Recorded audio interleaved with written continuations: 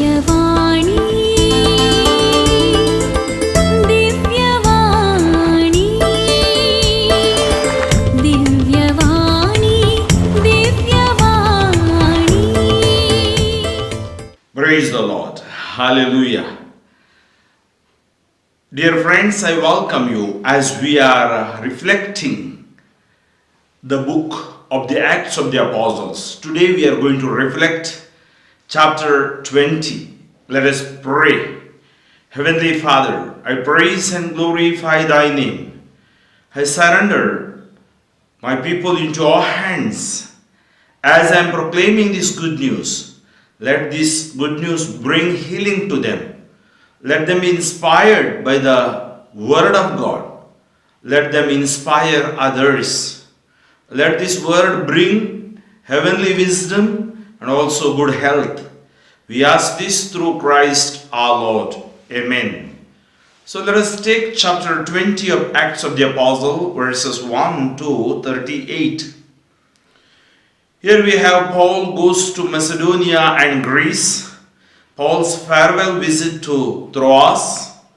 Then the voyage from Troas to Miletus. Then Paul speaks to the Ephesian elders.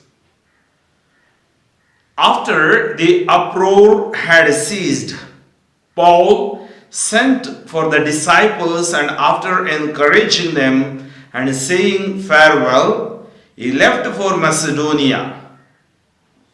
When he had given the believers much encouragement, he came to Greece, where he stayed for 3 months.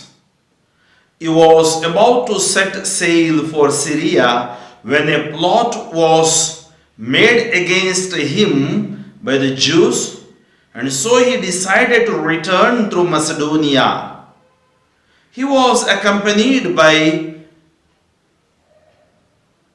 Sopater's son of Pyrrhus from Beroea, by Aristarchus and Secundus from Thessalonica, by Gaius from Derbe, and by Timothy, as well as by Tychicus and Trophimus from Asia.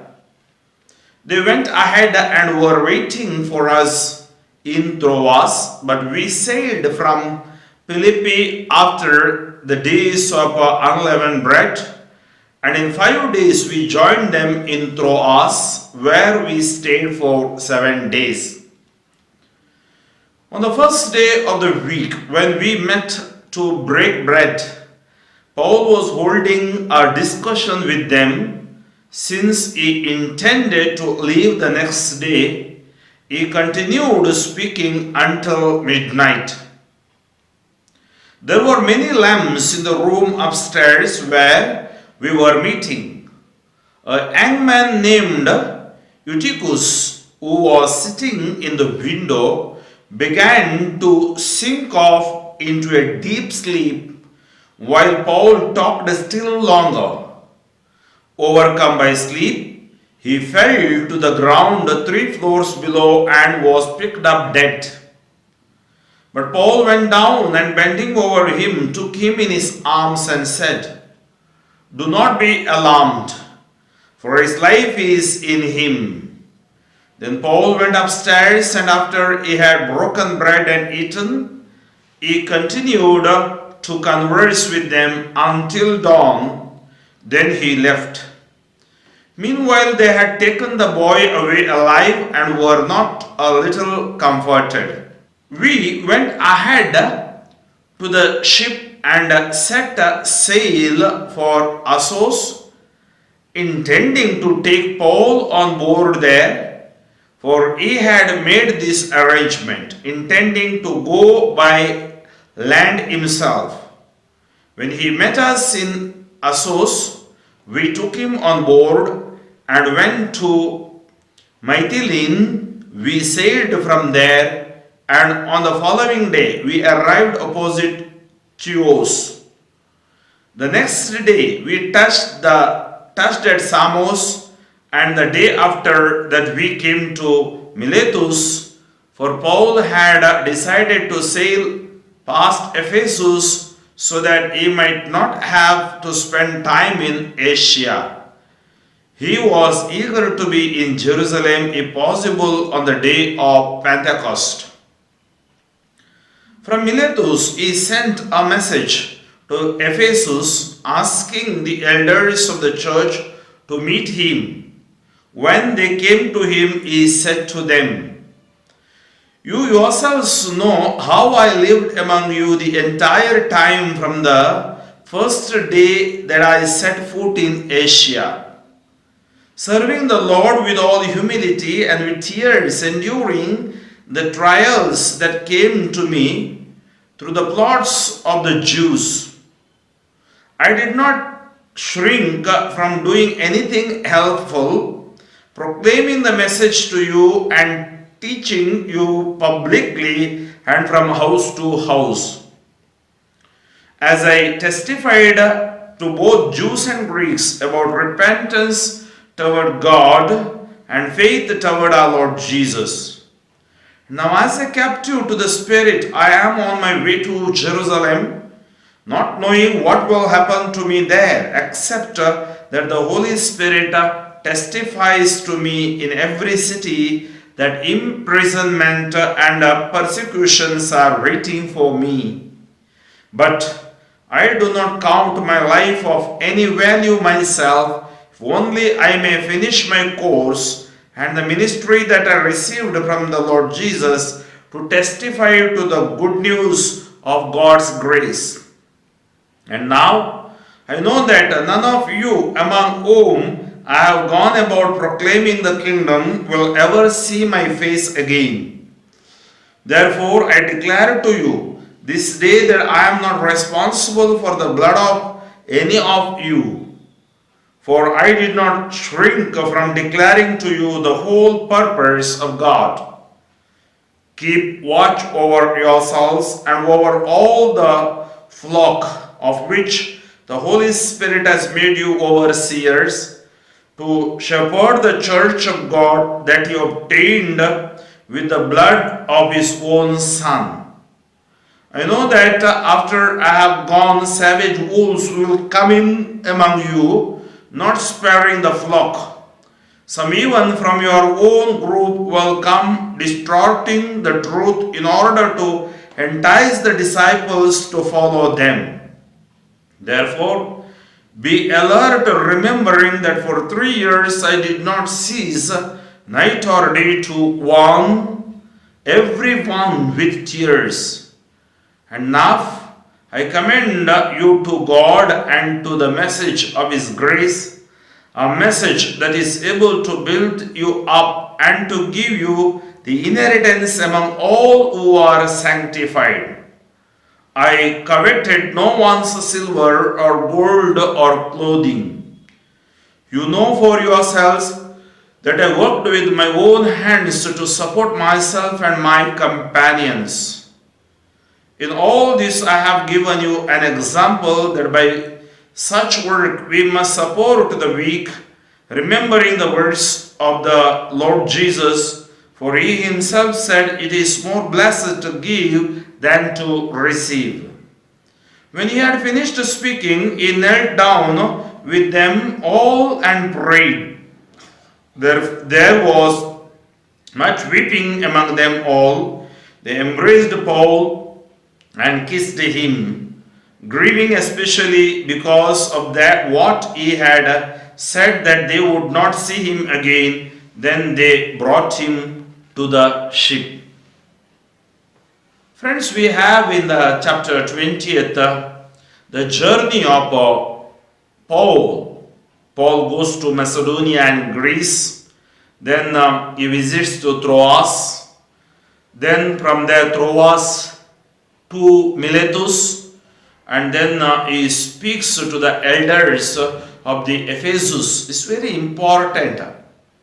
His advice or his teaching which inspires us how to be strong in our ministry, mission, or in our call.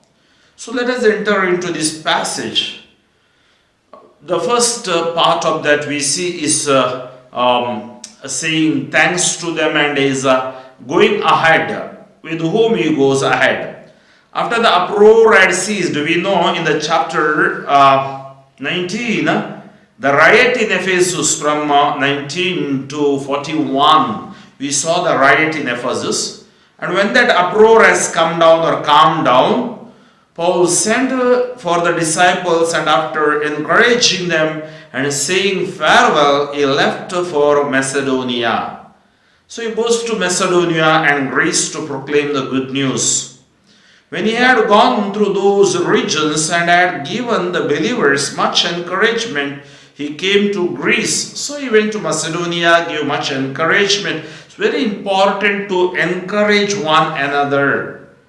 The church, when it suffers, when we need people to support, and those who are in prayer groups, those who are, having some trouble, we need to encourage them.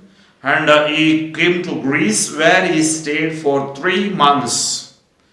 He was about to set sail for Syria when a plot was made against him by the Jews, and so he decided to return through Macedonia. He was accompanied to a Sopater's son, Pyrrhus, and from Beroea, by Aristarchus and Secundus from Thessalonica, by Gaius from Derbe, and by Timothy, as well as by Theseus and Trophimus from Asia. They went ahead and were waiting for us in Troas, but we sailed from Philippi after the days of unleavened bread, and in 5 days we joined them in Troas, where we stayed for 7 days. These are all his journey, where he went, how we went about it. So from 7 to 12 we see the farewell visit through Troas. On the first day of the week, when we met to break bread, Paul was holding a discussion with them, since he intended to leave the next day. He continued speaking until midnight. There were many lamps in the room upstairs where we were meeting. A young man named Eutychus, who was sitting in the window, began to sink off into a deep sleep while Paul talked still longer.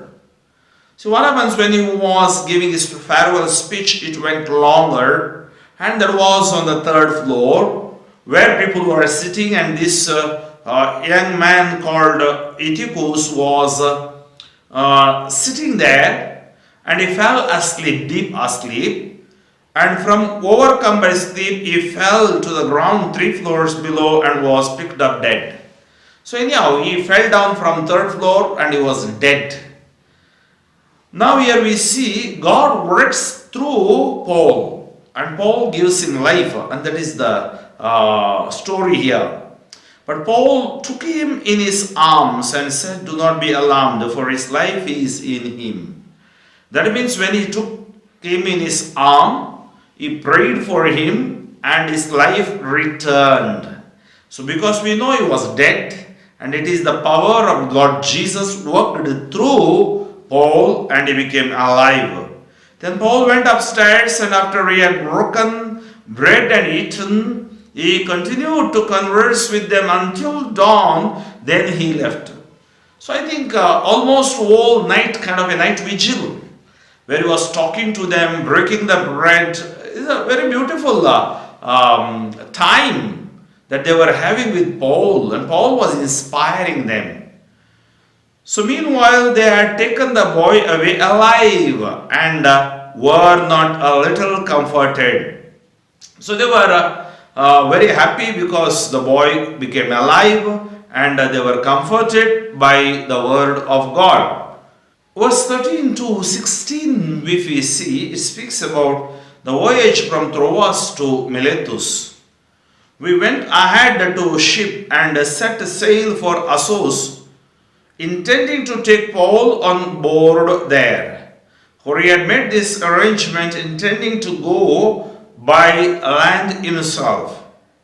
When he met us in Assos, we took him on board and went to Methylene, we sailed from there, and on the following day we arrived opposite to Chios. The next day we touched the Samos, and the day after we came to Miletus. So this is the journey that he took, that is written here for our knowledge and for our encouragement. Then what happens? He was eager. For Paul had decided to sail past Ephesus, so that he might not have to spend time in Asia. He was eager to be in Jerusalem if possible on the day of Pentecost. His whole intention was to go to Jerusalem during the time of Pentecost. So now we see he speaks to the elders of the church of Ephesus. It's very important. He gives the clear guidance. And he says, from Miletus, he sent a message to Ephesus asking the elders of the church to meet him. When they came to him, he said to them. See, he speaks very beautifully, convincingly to them. You yourselves know how I lived among you the entire time from the day first that I set foot in Asia. So Paul came to Asia. Paul proclaimed the good news in Asia, and he set his foot in Asia. So he says, you know how I lived. It's not only my preaching, but my life itself preaching for you. Enduring, and he says, serving the Lord with all humility and with tears, enduring the trials that came to me through the plots of the Jews.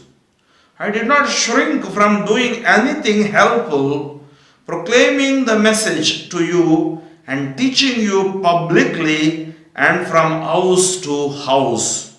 So he was preaching good news, proclaiming good news, house to house. As I testified to both Jews and Greeks about repentance toward God and faith toward our Lord Jesus. And my mission was to proclaim the good news, ask the people to convert, that means to repent, change of their hearts and come back to God. And now as a captive to the Spirit, I am on my way to Jerusalem, not knowing what will happen to me there, except that the Holy Spirit testifies to me in every city that imprisonment and persecutions are waiting for me. Imprisonment and persecutions are waiting for me. He knew what he's going to experience, what he's going to have in his life, because God already told him, the Spirit already told him, I am on my way to Jerusalem, not knowing what will happen to me there, except that the Holy Spirit testifies to me in every city that imprisonment and persecutions are waiting for me. So imprisonment and persecutions are the part of Paul's mission. So imprisonment, persecutions, even today we face such persecutions. It's a part of the mission. We need not get frightened because God is having control over the mission.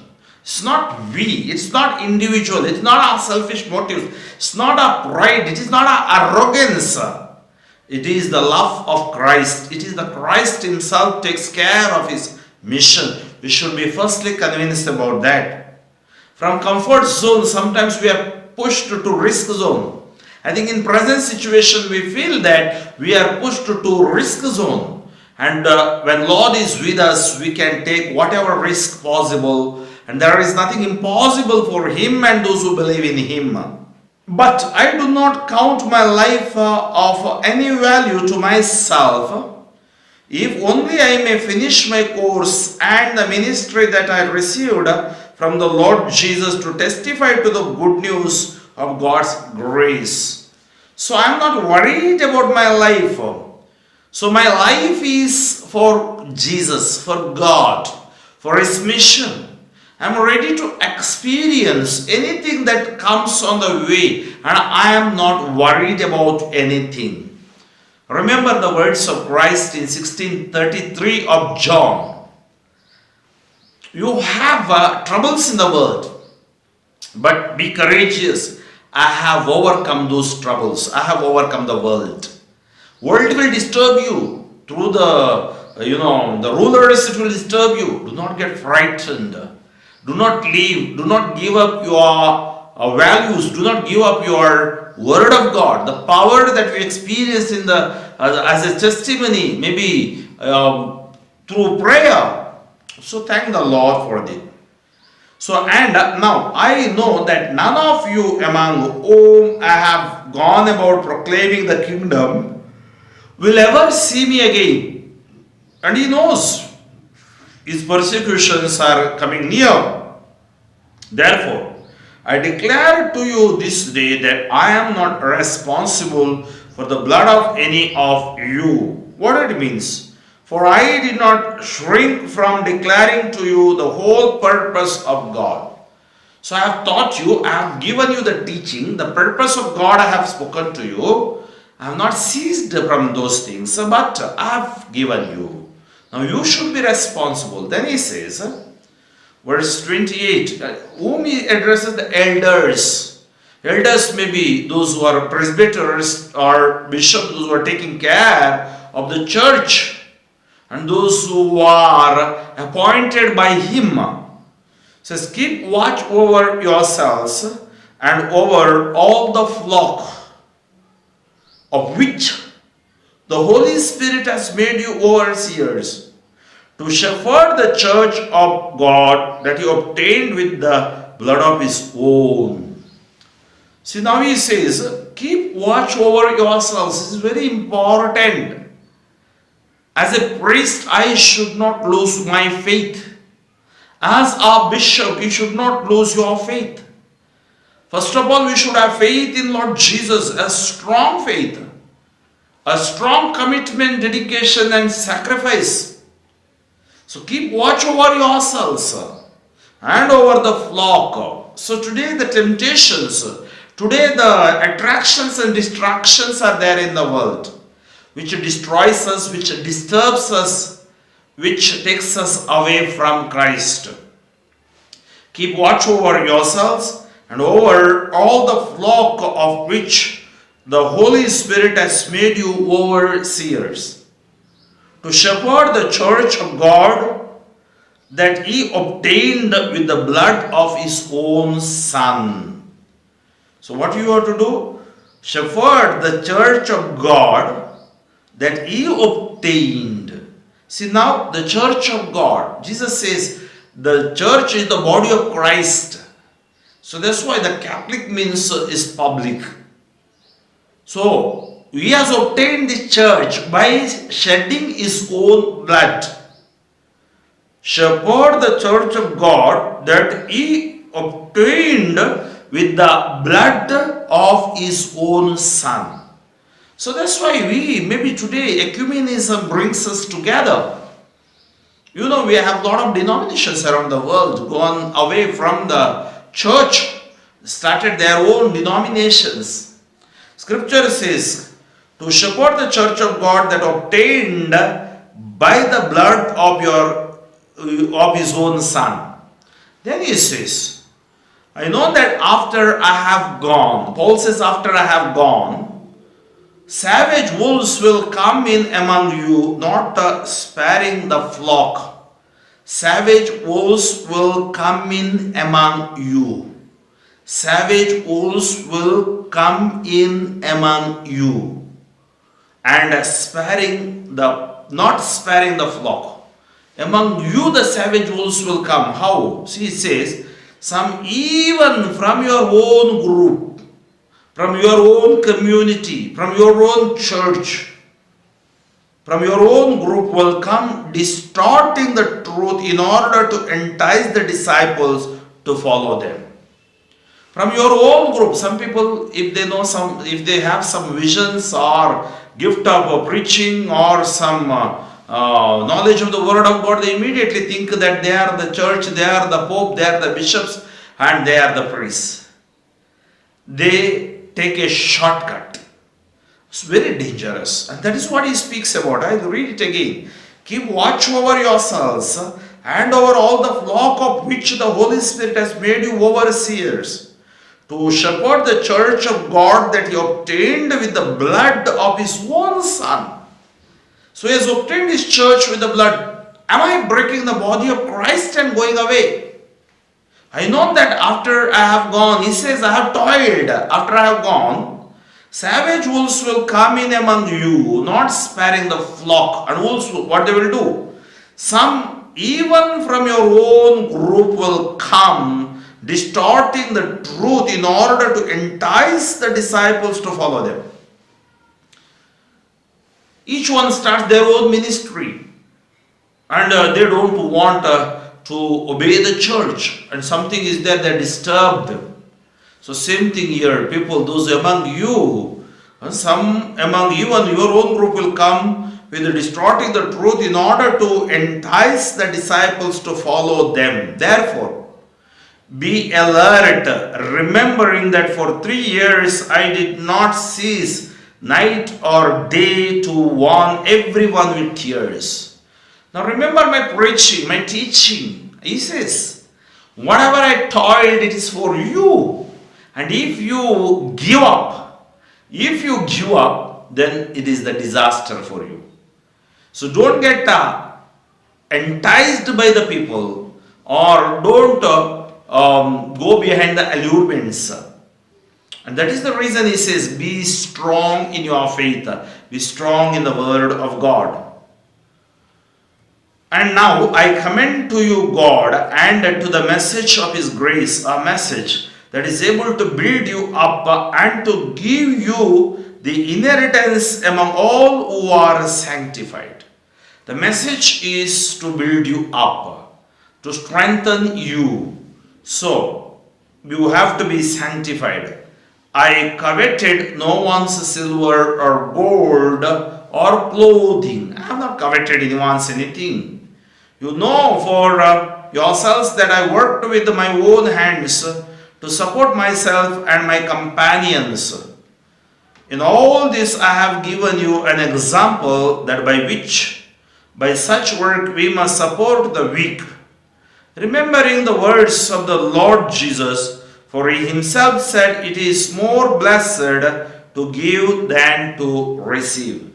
It is more blessed to give than to receive. When we had finished speaking, he knelt down with them all and prayed. There was much weeping among them all. They embraced Paul and kissed him, grieving especially because of what he had said that they would not see him again. Then they brought him to the ship. From there he travels to Jerusalem. Dear friends, we take this chapter as warning, very especially the verse 20th chapter, verse 28 to 31 as a warning. Keep watch over yourselves. Watch over your flock. It's important today we have parishes, we have wards or SCCs, we have different type of associations in our parishes. It's for all good. We have to contribute. It's not only the money, but our time to build up the body of Christ. Let us pray together. Heavenly Father, I praise and glorify thy name. I surrender my people into mighty hands, all those who are watching me over here. Protect them from every danger and evil. Fill them with your glory, grace, anointing. I bind blocks, bondages, curses shall never touch them. As Paul gave life to Eutychus, same Paul may intercede for each one of us. Lord Jesus, it is your power that works. You told in my priestly ministry, whatever bind will be bound, released will be released. I release anointing, healing upon the people, those who are listening, those who are praying, those who are in need of your healing touch. Lord, I bind blocks, bondages, curses as you touched the man near the pool of Bethesda for 38 years. As you touched the woman in hemorrhages for 12 years. As you touched deaf, dumb and mute people, dead people. You are the life and you are the life itself, Lord. Thank you, Jesus, for you are the life.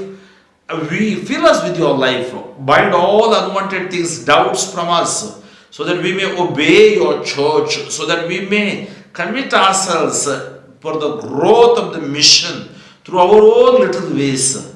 Give us the grace and wisdom of the Word of God, so that we may be strengthened in our faith. We ask this through Christ our Lord. Touch, anoint, heal, bless for your glory. All those who are sick, be healed in the name of Jesus. All those who are bedridden, get up and walk in the name of Jesus. All those who are having ailments, delivered in the name of Jesus. Hallelujah, hallelujah, hallelujah, hallelujah. Thank you, Lord. Praise you, Lord. Glorify you, Lord. May Almighty God bless you, the Father and the Son and the Holy Spirit. Amen. Father Franklin D'Souza, Diocese of Shimoga, pray for me, friends. Amen. Divyavani.